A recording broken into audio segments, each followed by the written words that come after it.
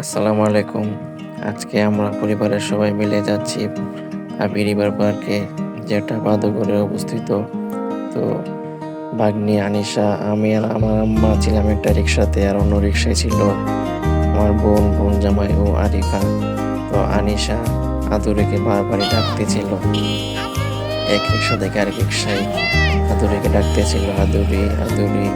তারপর আমরা আবি রিভার পার্কে এসে পৌঁছালাম। আবি রিভার পার্কে এসে আমরা টিকিট কাটলাম। তো প্রতি টিকিটের মূল্য হচ্ছে 100 টাকা। তো এখন ভাগ্নি আনিশা যাচ্ছে টিকিট কাটার জন্য। দেখুন কীভাবে সিঁড়ি বেয়ে বেয়ে উপরে উঠছে। তারপর আমরা টিকিট নিয়ে পার্কের ভিতরে প্রবেশ করছি। দেখবেন আনিশা কীভাবে টিকিট নিয়ে পার্কের ভিতরে গেট দিয়ে ঢুকে যায়। তারপর পার্কের গেটে থাকা লোক আনিশার কাছ থেকে টিকিটটি নিয়ে আমরা পার্কের ভিতরে প্রবেশ করি। তো এটা হচ্ছে আবি রিভার পার্কের ভিতরের দৃশ্য। আমরা 2019 সালে আবি রিভার পার্কে এসেছিলাম। তখন আমরা সপরিবার এসেছিলাম, তখন শুধু ভাগ্নি আরিফা ছিল, ভাগ্নি আনিশা তখন ছিল না, আর সাথে ছিল দিয়ামণি। তো এবার আমরা দিয়ামণিকে নিয়ে আসিনি। 5 বছর আগে যখন আমরা আবি রিভার পার্কে আসি, তখন গাছগুলো তো বড় ছিল না, এখন গাছগুলো অনেক বড় হয়ে গিয়েছে। প্লাস আবি রিভার পার্কের গাছগুলো বড় হওয়ার কারণে এখন দেখতে অনেক সুন্দর দেখায়। আর এখানে খাঁচার মধ্যে 2টা বানর আর কুকুর আর বিড়াল রাখা আছে। তো সেগুলো আরিফা আনিশা দেখতেছিল। আবি রিভার পার্কে দেখার মতো তেমন আকর্ষণীয় কিছু নেই, শুধু সুন্দর সুন্দর কিছু গাছ আছে আর একটা নিরিবিলি জায়গা, এখানে সময় কাটানো যায় ভালোই। কিন্তু বাচ্চাদের ভালো কোনো রাইড নেই বা তেমন কোনো আকর্ষণীয় কিছু নেই। 2-1টা ফোয়ারা আছে, তাও বেশি মানুষ হলে শুধু ফোয়ারাগুলো চালু করে। তো এখানে আনিশা এক বাঘের উপর বসে আছে, সে ফুলটা ছিঁড়তে চাচ্ছে, সে ফুলটা ছিঁড়বে, সে ফুলটা ছিঁড়ার জন্য অনেক প্রতিনিধি করছে। শেষমেশ তাকে একটা ফুল ছিঁড়ে দিলাম।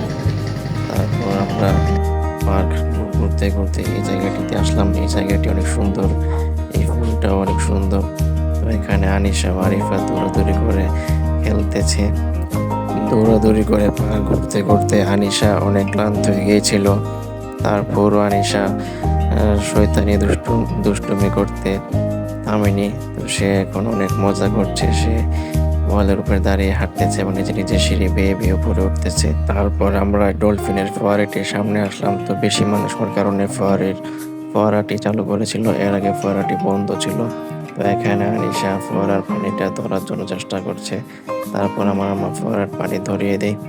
তো এখন আনিশা হাঁটাহাঁটি করতেছে যে সে একটা রাইডের মধ্যে উঠবে এবং সে তার নানুকে বলতেছে। তারপর সে আমাকে টেনে নিল, সে ওই রাইডারটার ভিতরে উঠবে। তো রাইডারের এখন গেট লাগানো আছে, তো মানুষ নেই, তাই রাইডারটি চালু করে না। তো আনিশা এখানে দাঁড়িয়ে দেখছে যে সে রাইডারটিতে উঠবে। তারপর আনিশা ও আরিফাকে আমরা ট্রেনে উঠিয়ে দিলাম। তো ট্রেনের ভিতরে আরিফা ও আনিশা ভালোভাবে মজা করতে পেরেছে। তো এখন ট্রেনটি থেমেছে স্টেশনে এবং আরিফা আনিশা ট্রেন থেকে নামতেছে। আনিশা বলতেছে যে আমরাও ট্রেনের ভিতরে যাওয়ার জন্য বলতেছে। তো এখানে আনিশা একটি ব্রিজ পার হচ্ছে। তো দেখেন কীভাবে সুন্দর করে আনিশা ব্রিজ থেকে নেমে আসছে।